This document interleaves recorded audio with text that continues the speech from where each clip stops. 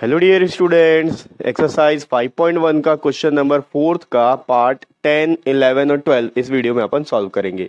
Previous video में हमने इसके पहले के क्वेश्चंस को सॉल्व किया है। अगर आपने वो वीडियो नहीं देखा है तो डिस्क्रिप्शन बॉक्स में आपको लिंक मिल जाएगा प्रीवियस वीडियो का, आप जरूर देख लीजिए। ठीक है, तो क्वेश्चन में क्या बोला है, which of the following are APs, इनमें से कौन कौन सा एपी है ये आपको बताना है।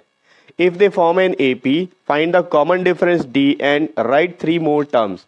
अगर ये एपी के सीरीज में आते हैं तो इनका कॉमन डिफरेंस आपको फाइंड आउट करके लिखना है और आगे के 3 टर्म्स और आपको लिखना है। तो चलिए स्टार्ट करते हैं। 10th पार्ट में क्या दिया हुआ है देखो। 10th में दिया है ए, उसके बाद है 2a, 3a, 4a and so on. अब यहां पर a1 a2 पहले आप लिख लो। a1 आपका क्या है, वो है a, a2 क्या है 2a, a3 क्या है 3a, A4 क्या है 4a। ठीक, कॉमन डिफरेंस निकालते हैं। Common difference D is equals to A2 minus A1 करेंगे पहले। अब देखो A2 का वैल्यू है 2a माइनस A1 का वैल्यू क्या है, A1 का वैल्यू a है। ठीक, ये कॉमा है, A1 का वैल्यू a है। ठीक, 2a में से a को सब्ट्रैक्ट करेंगे, अपने पास आएगा a। ठीक, एक बार और करेंगे again. d is equals to, d क्या है common difference, d is equals to a3 minus a2। इस बार a3 से a2 को सब्ट्रैक्ट करो। a3 का वैल्यू है 3a माइनस a2 का वैल्यू है 2a।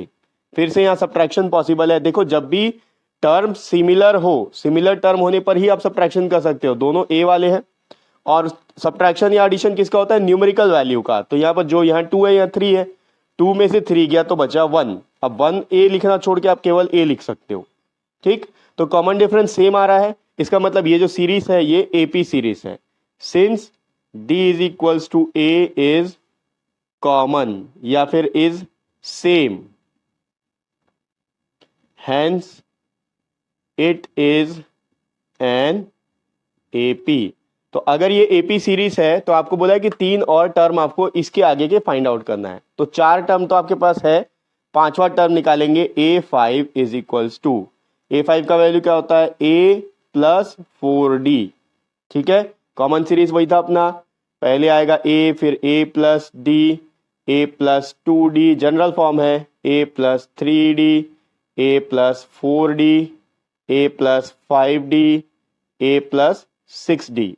ठीक है, तो ये 7, तो यहाँ 4th तक का दिया था, a4 दिया हुआ था, a5 निकालना है आपको। a5 के लिए a प्लस 4d करेंगे।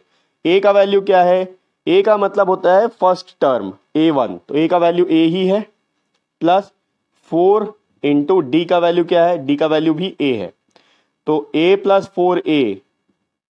ठीक है, ये हो जाएगा। देखो a के आगे कुछ नहीं है मतलब 1 है, तो 1 प्लस 4 हो गया 5a।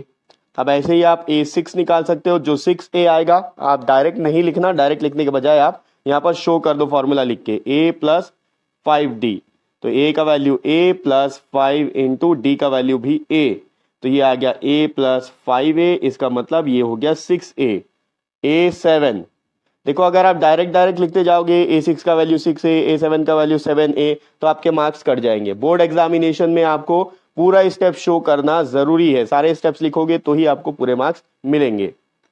ये हो गया a प्लस 6d, तो a plus 6 into a is equals to a plus 6a is equals to 7a। ठीक है, मैं पूरा आपको इसीलिए शो करके दिखा रहा हूं लिख के, ताकि आप एग्जामिनेशन में अच्छे से लिखो। ठीक है, एग्जाम में अगर आधा लिखोगे तो आपको आधा नंबर मिलेगा।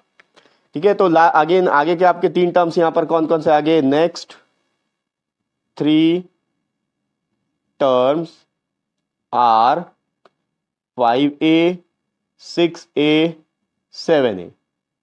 ठीक है, तो ये हो गया इसका 10th पार्ट। अब अपन 11th पार्ट देखते हैं। पहले मैं इसको रब कर लेता हूं। अब देखो 11th पार्ट में क्या दिया हुआ है, ये है a, फिर a square, a cube, a to the power 4 and so on. तो यहां पर निकाल लो, a1 का वैल्यू a हो गया, a2 का वैल्यू a स्क्वायर है, a3 का वैल्यू a क्यूब है, a4 का value a to the power 4 है। ठीक, देखो जब एडिशन या सब्ट्रैक्शन सिमिलर टर्म्स का होता है, सिमिलर टर्म्स का मतलब उनके पावर सेम होना चाहिए तभी एडिशन या सब्ट्रैक्शन होता है, ये बात आपको ध्यान रखना है, ठीक है। अब निकालते हैं कॉमन डिफरेंस। कॉमन डिफरेंस ये d is equals to, common difference क्या आएगा, a2 माइनस a1। अब a2 का वैल्यू क्या है, a2 का वैल्यू है a स्क्वायर माइनस a1 का वैल्यू a। तो देखो यहाँ इनके बीच में सब्ट्रैक्शन तो नहीं हो सकता क्योंकि ये सिमिलर टर्म्स नहीं है, दोनों में a तो सेम है, बेस तो सेम है, लेकिन पावर दोनों का अलग अलग है। अगर पावर अलग अलग है तो एडिशन या सब्ट्रैक्शन नहीं हो सकता। लेकिन यहाँ क्या कर सकते हैं, दोनों जगह a है तो एक a को कॉमन ले लो, यहां से एक a बाहर गया तो एक a बचेगा, माइनस ये a बाहर गया तो बच गया 1। ठीक, अगेन एक बार फिर से कॉमन डिफरेंस निकाल लो, d a2 माइनस a1 किए थे, अब a3 माइनस a2 कर लो। a3 का वैल्यू है a क्यूब माइनस a2 का वैल्यू है a स्क्वायर। यहां पर भी दोनों का पावर अलग अलग है, बेस तो सेम है लेकिन पावर अलग अलग है तो सब्ट्रैक्शन नहीं हो सकता। लेकिन यहां से देखो दोनों जगह a स्क्वायर हम कॉमन निकाल सकते हैं, इसमें से a स्क्वायर कॉमन निकालोगे तो क्या बचेगा, यहां से 2a बाहर चले गया तो एक a बचा, माइनस यहां से 2a बाहर चले गया, 2a एक्चुअली a स्क्वायर बाहर गया है तो a स्क्वायर बाहर गया तो यहाँ 1 बचा। अब यहाँ देखो a-1 तो दोनों जगह है, लेकिन यहाँ पर a है और यहाँ पर a स्क्वायर है, इसका मतलब कॉमन डिफरेंस सेम नहीं है, अलग अलग है। तो since d is not same hence it is not an AP। ठीक है, क्योंकि d सेम नहीं है, कॉमन डिफरेंस अलग अलग आ रहा है, इसका मतलब ये AP का सीरीज नहीं है। ठीक, तो ये हो गया 11th पार्ट। अब अपन इसका 12th पार्ट करते हैं, पहले मैं इसको रब कर लेता हूं। तो देखो अब 12th पार्ट में क्या दिया हुआ है, 12th में बोला है √2, फिर √8, √18, √32 एंड सो ऑन। तो a1 क्या हो गया यहाँ पर √2, a2 हो गया √8, a3 का वैल्यू a3 हो जाएगा √18 और a4 हो जाएगा √32। ठीक, इस क्वेश्चन को आपको थोड़ा ध्यान से देखना है क्योंकि यहाँ पर थोड़ा सा डिटेल में आपको सॉल्व करना पड़ेगा। जब आप एकदम डिटेल में सॉल्व करोगे तो ही आपको प्रॉपर आंसर मिलेगा, नहीं तो आप आंसर को गलत कर दोगे। ठीक है, क्या करना है देखो, सबसे पहले अपन को कॉमन डिफरेंस निकालना है, मेथड फॉलो करना है। कॉमन डिफरेंस d क्या होता है, a2 माइनस a1। a2 क्या है √8 माइनस a1 क्या है √2। अब यहां तक लाके आपको छोड़ना नहीं है, इसके आगे ये सॉल्व हो सकता है तो इसको आपको सॉल्व करना है। अब कई बार क्या होता है, स्टूडेंट देखते हैं कि ये √8 है, ये √2 है, दोनों अलग अलग टर्म्स हैं, दोनों का एडिशन तो या सब्ट्रैक्शन तो पॉसिबल नहीं है, तो इसको ले जाके यहीं पर छोड़ देते हैं, ये गलत है। आपको क्या करना है, इसके आगे सॉल्व करना है। कैसे करेंगे, √8, अब √8 का अगर आप एलसीएम निकालोगे तो होता है 2 इंटू 2 इंटू 2, ठीक, माइनस √2। अब ये दो टू में से एक 2 बाहर चला गया तो क्या आ गया 2√2 माइनस √2। अब क्या ये सेम हो चुके हैं, सिमिलर टर्म्स आ चुका है, क्या अब इसको अपन सॉल्व कर सकते हैं, दोनों में √2 है। ठीक है, तो 2√2 माइनस √2 क्या आएगा आंसर √2। ठीक है, इसके बाद फिर से अगेन कॉमन डिफरेंस निकालेंगे, d equal to a3 minus a2 कर लो। इस बार a3 का वैल्यू है √18 माइनस a2 का वैल्यू है √8। ठीक, एलसीएम निकाल लो दोनों का। √18 को अपन क्या लिख सकते हैं, 2 इंटू 3 इंटू 3, यही आएगा, 3 3 9, 9 2 18, माइनस 8 का क्या आएगा √2 इंटू 2 इंटू 2। ठीक, आगे सॉल्व कर लो, यहां से 3 कॉमन निकल सकता है तो 3√2 हो गया कॉमन, मतलब बाहर आ जाएगा रूट के, माइनस यहां से एक 2 बाहर आ सकता है तो 2√2।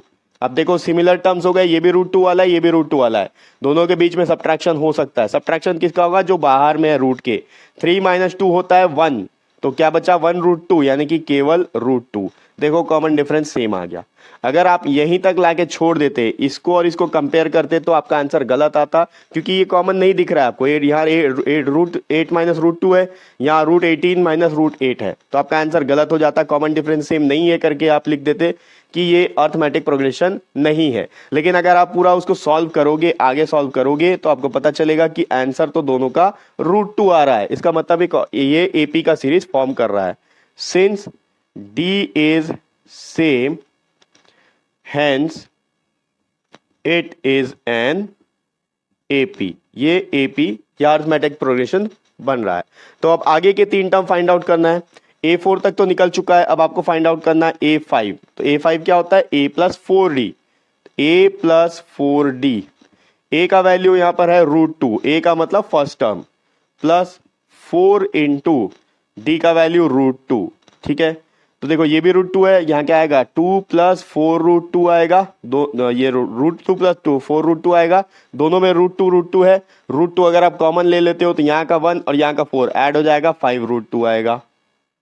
ठीक, A6 निकाल लो इसी तरह से, A प्लस 5D होगा, A का value root 2 plus 5 into D का वैल्यू रूट 2, ये हो गया रूट 2 प्लस 5 रूट 2, 6 रूट 2।